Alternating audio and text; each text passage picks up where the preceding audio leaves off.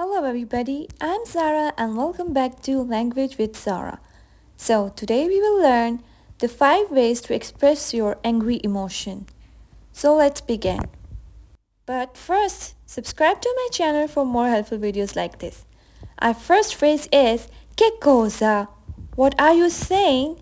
Che cosa? What are you saying? When you're angry, you can ask this. Non sono affari tuoi. Non sono affari tuoi. It's none of your business. Non sono affari business. Smettila. Smettila. Stop. Smettila. Stop. Please subscribe to my channel for more helpful videos like this. Next one is sta zitto. Shut up. You can remember this today? Sta zitto. This is a simple and small word. Sta zitto, shut up. So remember this. Sono arrabbiato con te. I am arrabbiato, angry, con, with, te, you. I'm angry with you.